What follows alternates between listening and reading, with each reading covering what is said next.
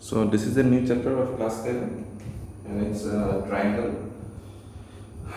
In class 9 also you have got triangles and that chapter was about congruent triangles. So what are congruent figures first? So figures which have the same shape and size are called congruent figures. For example, if you take two circles of radius 2 cm each, if both the circles have the same radius then they are congruent circles. Okay. Similarly, if there are two squares whose sides are same only, then they are called congruent squares. Okay. Again, we can take an example of equilateral triangles of same side 5 5 5. This is also 5 5 5. They are also congruent. These are congruent. These are congruent. Okay. So if we take a smaller circle and a larger circle, then they are not congruent. This is 5 cm, this is 1 cm, they are not congruent. But they have the same shape. Okay? So then we can tell that they are similar. Not congruent, but similar because they have the same shape. Okay? So two congruent figures are similar, but two similar figures can never become may be congruent, may not be congruent. Okay, consider these two circles, they are congruent and they are similar also because they have the same shape. Okay, now these two circles you see, they are similar because they have the same shape, but they are not congruent because they have different sizes. So the important point here is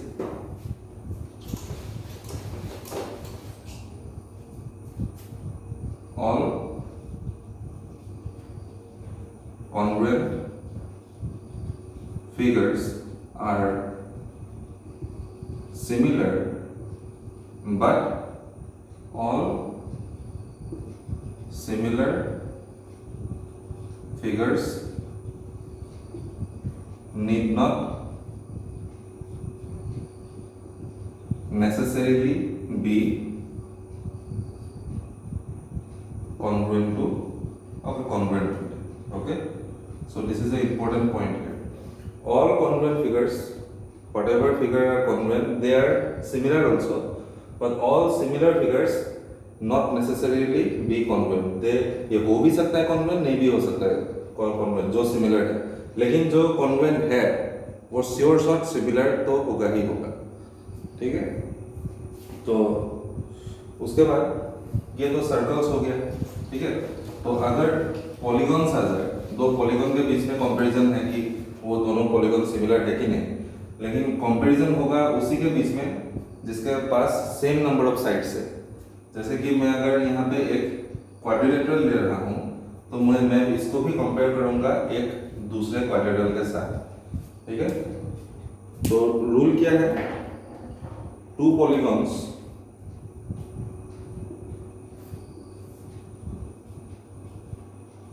with same number of sides are congruent if their corresponding sides are proportional and their corresponding angles are equal. इसका मतलब ये है कि अगर ये एक rectangle ले लिया मैंने ABCD और एक मैंने दूसरा रेक्टेंगल ले लिया which is of larger size than the previous one PQRS. ठीक है. और इसका साइड लेता हूँ ये 2 2 है, ये 5 5 है. इसका मानता हूँ ये तुम्हारा 4 4 है और ये तुम्हारा 10 10 है. ठीक है.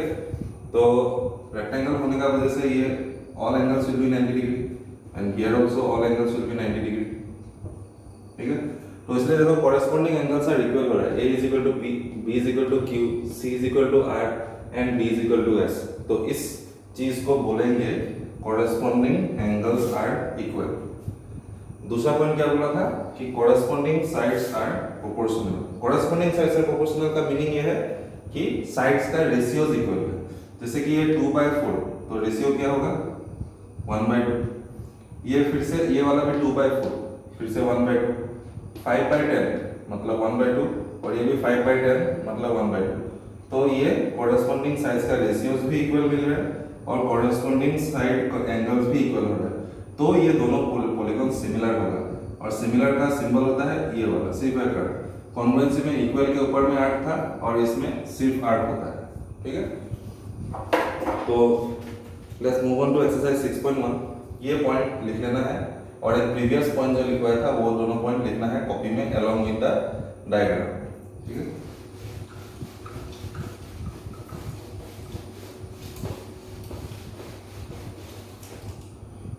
अब एक्सरसाइज 6.1 कुछ भी नहीं है, बहुत ही सिंपल है और बेसिक्स चेक करता है एक स्टूडेंट का। Fill in the blanks using the correct word given in bracket. All circles are क्या हो सकता है, जितना भी सर्कल्स है दुनिया में, छोटा बड़ा मीडियम साइज सब सर्कल ले लिया तो सारा सर्कल्स कॉन्ग्रुएंट नहीं हो सकता, क्योंकि कॉन्ग्रुएंट का मीनिंग है बिल्कुल सेम साइज का होना पड़ेगा। सो दे आर ऑल सिमिलर हो सकता है। ठीक है, तो रोमन 1 है सिमिलर। रोमन 2 क्या बोला, ऑल स्क्वायर्स आर सिमिलर की कॉन्ग्रुएंट। तो स्क्वायर भी हम लोग का छोटा स्क्वायर हो सकता है, बड़ा स्क्वायर हो सकता है, लेकिन सारा स्क्वायर होगा फिर से सिमिलर, क्योंकि कॉन्ग्रुएंट हो नहीं सकता है सारा स्क्वायर, क्योंकि साइज अलग अलग होगा तो दे आर सिमिलर, लेकिन कॉन्ग्रुएंट नहीं बोल सकते हैं अगर अलग साइज है तो। Roman 3 all dash triangles are similar. तो सारा एग्जांपल हम लोग ने दिया था कि इक्विलैटरल ट्रायंगल्स आर सिमिलर, ये सब लिखना है कॉपी में। नेक्स्ट रोमन 4, अभी जो स्टेटमेंट लिखा था कि two polygons of the same number of sides are similar if a में क्या होगा, देयर कोरेस्पोंडिंग एंगल्स क्या होगा, एंगल्स इक्वल होना पड़ेगा और their corresponding sides are, sides का रेशियोज इक्वल होना पड़ेगा, उसको बोलते हैं proportional.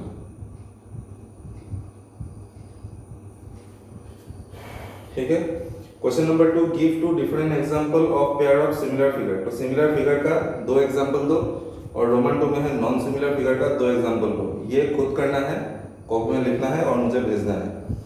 Question number 3, state whether the following quadrilateral are similar और नॉट। ठीक है, तो क्वेश्चन नंबर 3 में चलते हैं।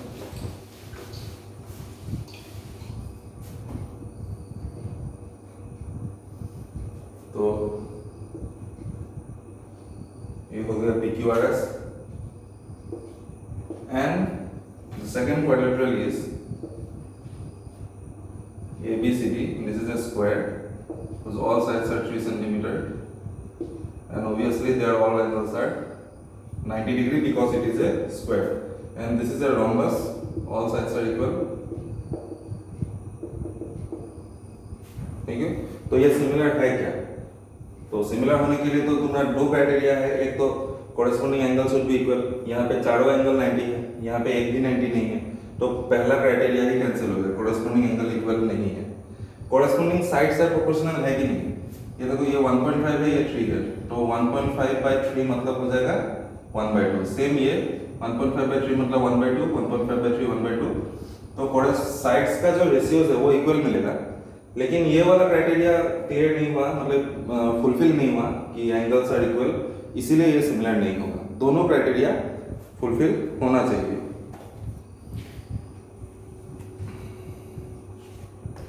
So next is a theorem. इस थ्योरम का प्रूफ भी आता है बोर्ड्स एग्जाम में। So first of all let's understand what is the theorem. So the theorem name is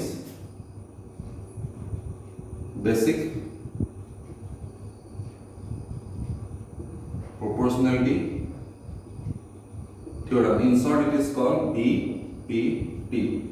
तो ये ट्राइंगल का पर थ्योरम है। Let's take a triangle ABC और कोई भी एक साइड का पैरेलल एक लाइन ड्रॉ करना है। जैसे कि ये लाइन है PQ और इसको ड्रॉ किया गया है BC का पैरेलल। तो क्या हो जाएगा, जहां भी ये इंटरसेक्ट कर रहा है ये लाइन बाकी दोनों साइड्स को, तो उन वो साइड्स का जो रेशियोज है वो रेशियोज इक्वल हो जाएगा। मतलब अगर if PQ is parallel to BC then इसका ratio AP by PQ will be equal to right side का रेशियो AQ by QC। ठीक है, अगर पैरेलल दिया हुआ है तो रेशियोज विल बी इक्वल। ठीक है, ये है बीपीटी। और एक है तुम्हारा कन्वर्जिबिलिटी, ये लिखना है कॉपी में। ठीक है, नेक्स्ट है कन्वर्जिबिलिटी। सो कन्वर्स वर्ड्स मींस इसका उल्टा होना, रिवर्स वाला theorem.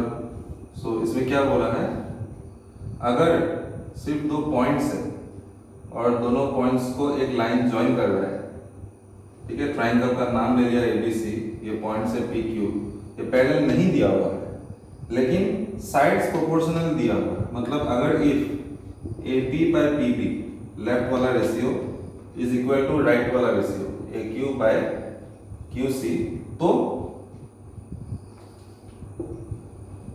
the line will be parallel, PQ is parallel to BC।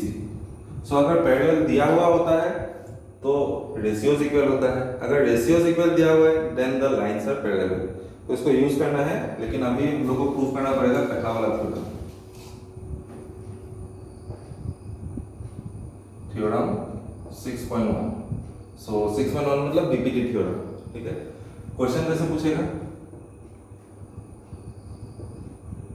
Prove that if A line is drawn parallel to any one side of a triangle intersecting the other two sides at distinct points, then the sides are divided in the same ratio। ये है BPT का statement. ठीक है, तो answer, पहले हम लोग को एक ट्राइंगल चाहिए, लेट्स नेम इट ABC। ठीक है, और एक लाइन ड्रॉ किया हूं इसका पैरेलल, तो late ABC be a triangle where PQ is parallel to BC। To prove left का रेशियो इक्वल टू राइट का ratio AP by PB is equal to AQ by QC। इसको proof करने के लिए वी नीड कंस्ट्रक्शंस। कंस्ट्रक्शन क्या होगा, इस P point से इस AC के ऊपर एक परपेंडिकुलर ड्रॉ किया जाएगा PM, और ये Q पॉइंट से AB का ऊपर में एक परपेंडिकुलर ड्रॉ करना पड़ेगा। ये हो गया QM।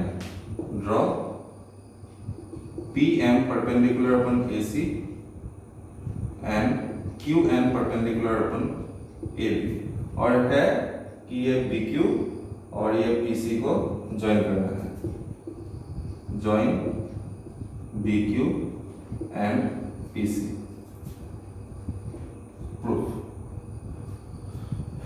ठीक है, अभी हम लोग ये प्रूफ शुरू होगा, ये जो ऊपर वाला ट्राइंगल है उसका एरिया निकालने से शुरू होगा। शुरुआत में हम लोग स्टार्टिंग में will find out the area of the above triangle APQ।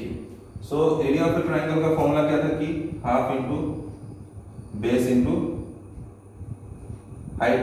तो ये जो ट्राइंगल है APQ, अगर AP को बेस मानेंगे, ठीक है, तो हाइट उसके ऊपर में जो 90 डिग्री वाला लाइन है वो होगा हाइट, मतलब QN हो जाएगा। तो इस ट्राइंगल का एरिया क्या होगा, area of triangle APQ will be equal to half into base, अगर AP को माने तो हाइट हो जाएगा QN। ठीक है, लेकिन इसके पास और एक परपेंडिकुलर है, अगर AQ को बेस माने तो दूसरा वाला बन जाएगा हाइट जो कि है PM।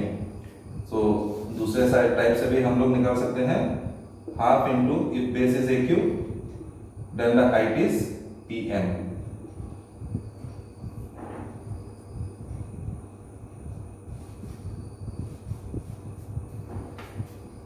Let's take this equation number 1। अभी और दो ट्राइंगल का एरिया निकालना है। एक हो गया तुम्हारा ये बी पी क्यू, ठीक है, इसका एरिया निकालना। ये ऐसे है, ट्राइंगल है, ये बी, ये पी, ये क्यू।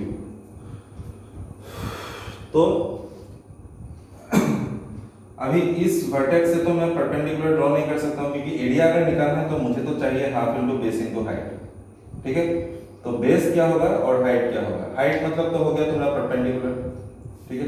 परपेंडिकुलर इस ट्राइंगल में है नहीं, तो इसलिए जब होता नहीं है तो बाहर में ही ड्रॉ करना पड़ेगा। पकड़ लो, ये बीपी को प्रोड्यूस किया हूं, ऐसा प्रोड्यूस कर दिया, और ये वर्टेक्स है, इसके ऊपर एक परपेंडिकुलर ड्रॉ कर दिया, तो यही बन जाएगा इस बीपी बेस के ऊपर परपेंडिकुलर, जो कि है क्यू एन, ठीक है। तो area of triangle BP Q will be equal to half into, अगर बेस बीपी है तो हाइट हो जाएगा क्यू एन।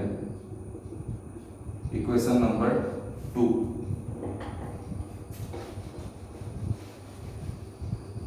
तो दूसरा ट्राइंगल कौन सा है? अभी थर्ड ट्राइंगल, लास्ट ट्राइंगल ये होगा पी क्यू सी, ये वाला ट्राइंगल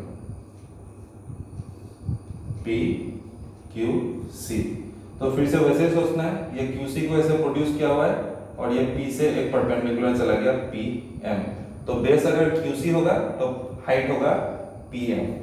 तो area of triangle P Q C is equal to half into, if base is Q C then height is P M. Equation number 3। Okay, सारे ideas निकाल चुके हैं।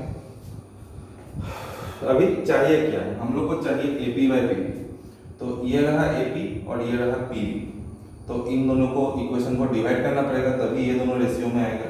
तो इसलिए 1 डिवाइडेड बाय 2, तो 1 में है area of triangle AP Q by area of triangle BP Q will be equal to half into, ये पूरा लिखेंगे एरिया, इसको कंसिडर नहीं करेंगे अभी, क्योंकि मुझे एपी बाय पीबी चाहिए।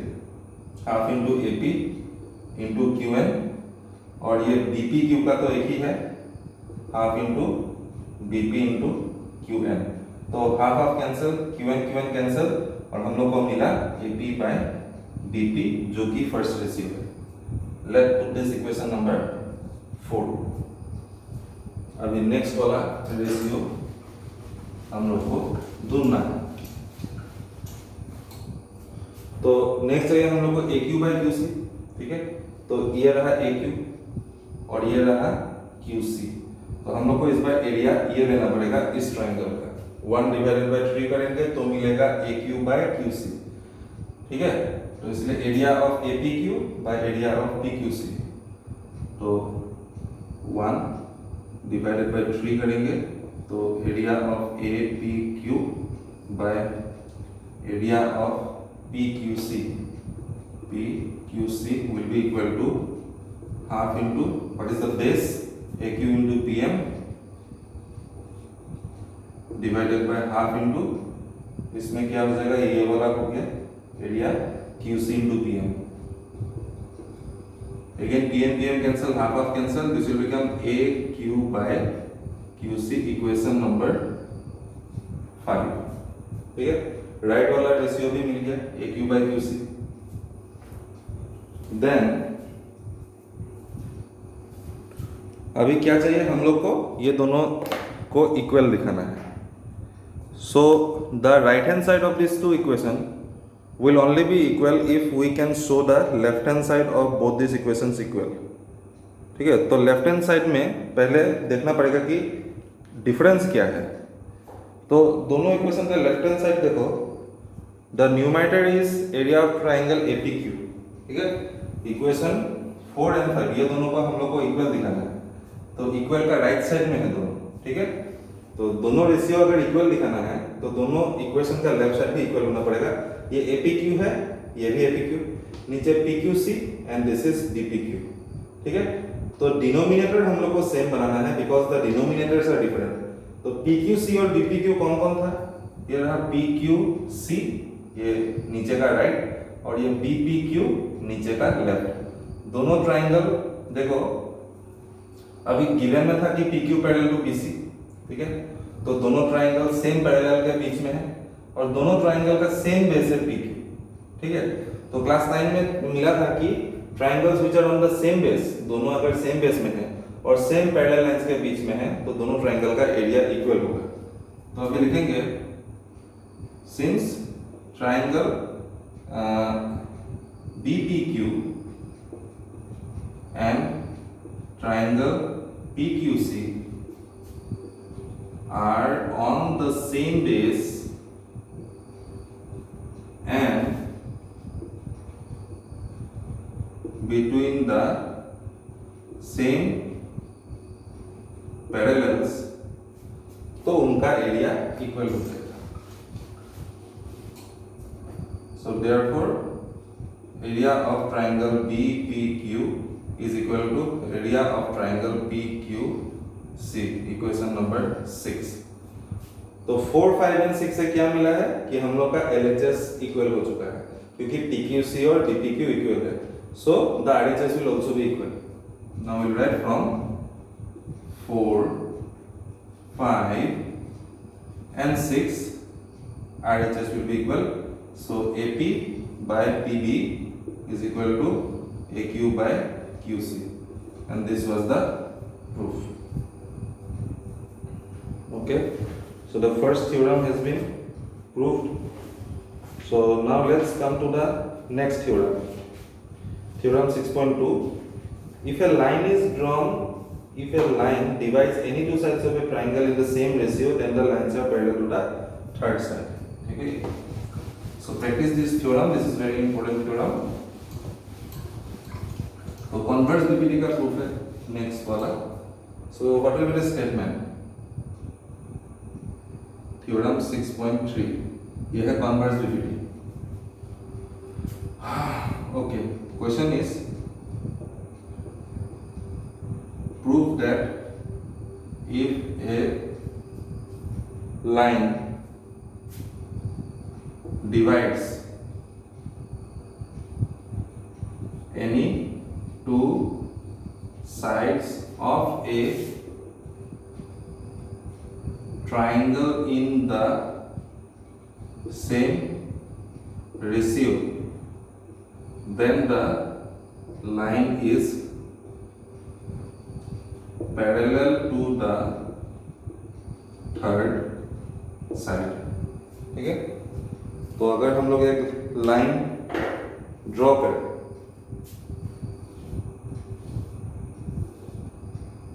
This is A B C, और एक लाइन ड्रॉ करेंगे जो दोनों साइड्स को इक्वल रेशियोज में डिवाइड करे,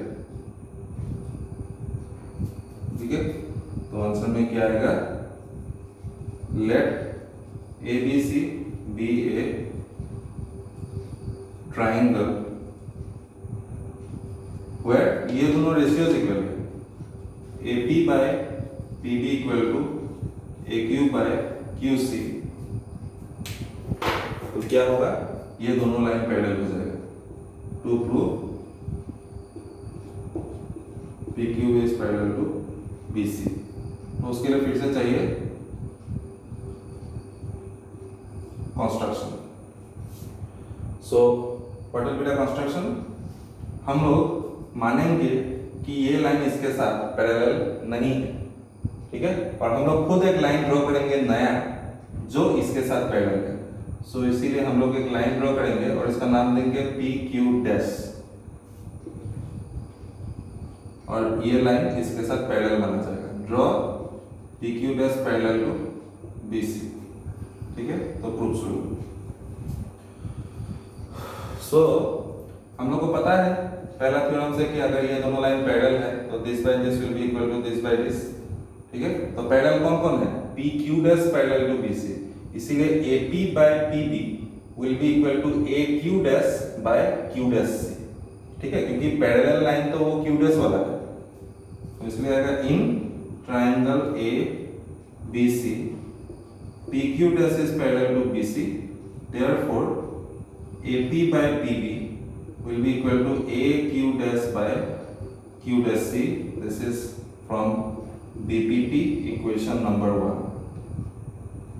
ऑल्सो हम लोग को कुछ दिया हुआ है क्वेश्चन में, ठीक है, क्या दिया हुआ है? Also AP by PB is equal to AQ by QC। कहां से लिखा? गिवन से लिखा, इक्वेशन नंबर 2। तो in equation 1 and 2 both the LHS are equal, so both the RHS will be equal. So from 1 and 2 AQ dash by Q dash C is equal to AQ by QC।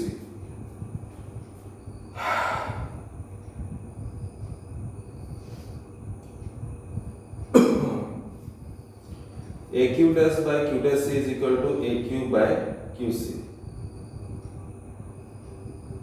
ठीक है। तो I think 1 plus करने से हो गया है, AQ dash plus Q dash से होगा और AQ प्लस QC हो जाएगा, ठीक है।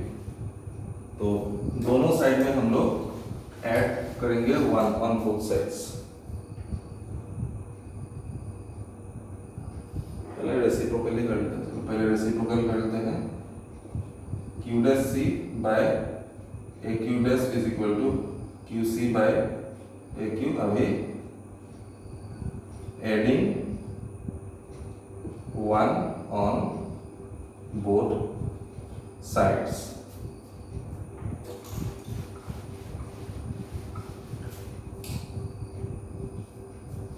So Q dash C by AQ dash will be equal to plus 1 is equal to QC by AQ plus 1, ठीक है।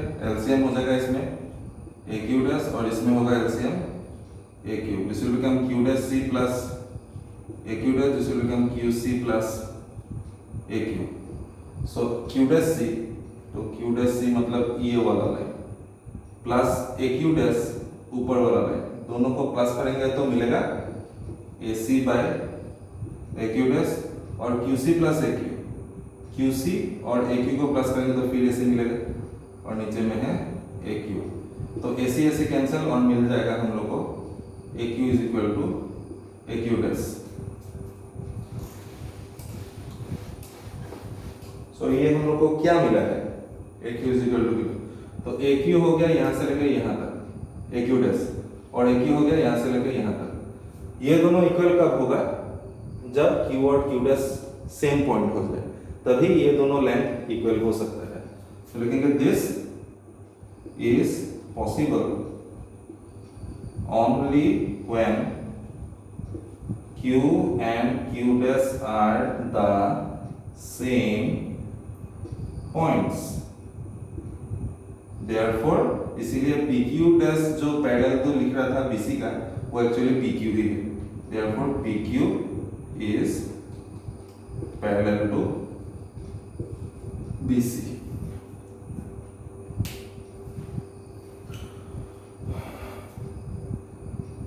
Okay, so we'll continue in our next class.